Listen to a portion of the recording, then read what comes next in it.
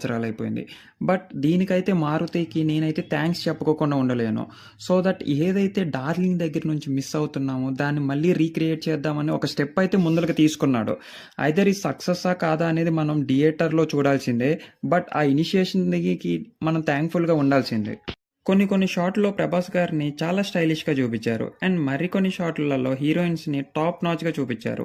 To be Frank romance గట్టిగా work out అయితే movie అయితే స్మూత్‌గా రన్ అవ్వడానికి చాలా ఛాన్సెస్ అయితే ఎక్కువున్నాయి.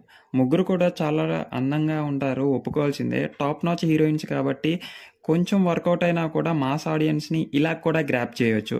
అండ్ మనం ఖచ్చితంగా టార్గెట్ చేయాల్సింది సంక్రాంతి అని వీళ్ళెందుకు ఫిక్స్ అయ్యారంటే, ఆబ్వియస్లీ పిల్లలు అప్పుడే అవైలబుల్‌గా ఉంటారు. అండ్ ఇది పిల్లలకి కనెక్ట్ కావడానికి చాలా ఛాన్సెస్ ఉన్నాయి. ఎందుకంటే హైలీ ఫ్యాంటసైజ్డ్ అండ్ ఏఐని వాడినట్టు చాలా క్లియర్‌గా కనిపిస్తుంది. బట్ ఇది పిల్లల హృదయాలకి ఈజీగా హత్తుకునే ఛాన్సెస్ ఉంది. And elder